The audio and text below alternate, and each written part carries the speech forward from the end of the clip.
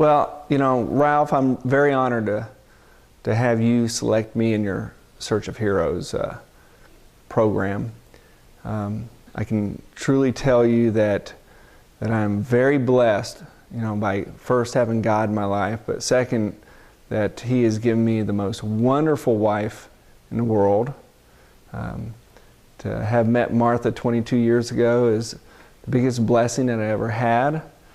We've had great times, a wonderful life. God has given us everything that we needed. We have wonderful kids, and they're here with us tonight.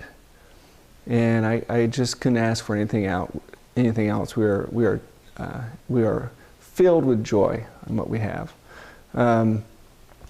So, to be here talking about heroes, that's not what I normally do. I don't consider myself, quote, a hero, but I feel honored that you asked me to be here. So, what is your definition of a hero?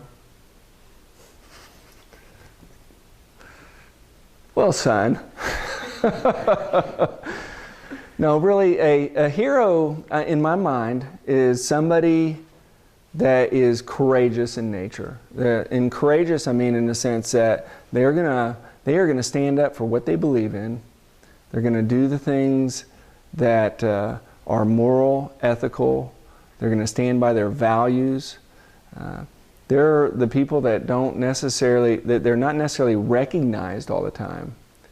But those are the people that when you really go, man, I need help, or who can I talk to, or who is out there that can help me with this situation? Well, those are the heroes, because they have their morals or values, and those are the people you trust. And to me, that is a definition of a hero. Who are the heroes in your life? It's a question. Okay. In today's world, the number one hero in my life right now that's living is Pope Francis. And the reason why he is my hero is because here's a man that is not afraid to stand up and try to change the world and make it a world that follows Christ and live by the gospel, do things for others that are in need.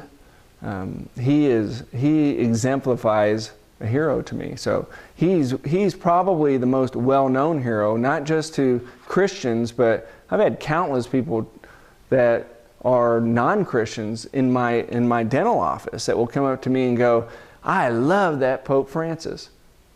And I go, well, why? I ask them, why? And they go, because he stands up for everybody. He stands up for what is right. And that is what is awesome about him. And so that's why he's a hero. The other people I think are heroes are the countless people that help others anonymously. The people that are all over the city, all over the town, all over the country that help people that are in great need. Without trying to say, here I am, this is what I'm doing, recognize me. Those are the people that are real heroes, because they're doing things of great need for those who are around them.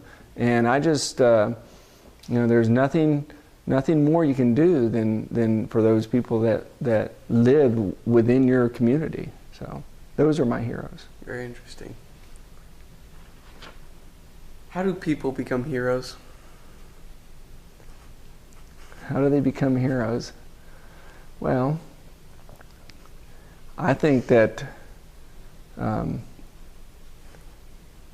become a hero, you have to have what they call a vertical alignment. And what that means is that you just aren't an athlete isn't a hero because he's a great athlete. A politician isn't a hero because he can get things done in Congress or whatever. Hollywood actors are not heroes because they make $20 billion on a movie set. Those aren't heroes in my mind. You become a hero by having a vertical alignment that is God first, in my case, your wife second, your family third, and then your work, and then your community. And if you keep God first at all times, and you keep that vertical alignment straight, then what happens is you are truly blessed, because you always have joy in your life. Even through hard times, you have joy. And so by having that joy in your life, of having Christ in your life, then what happens is people will always want to know what you know. I mean, they're going to go, why is things going so great for you? Well, by living the life like that, then you become a hero, I think. Because what you're doing is you're living like the gospel tells you to live. You're living like Christ wants you to live. And by doing that, you become a hero. I honestly feel like I'm not a hero, but I'm striving to be there. And I try to live my life that way, according to God, every day. So, Fascinating. Thank you.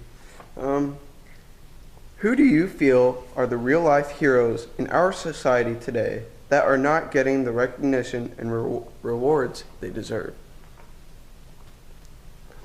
Well, again, it's like I said earlier, I think the people that deserve it the most are unrecognized. The people that help their fellow man on a daily basis. They're at the soup kitchens, they're at the fire departments, the police departments, they're helping anybody anywhere.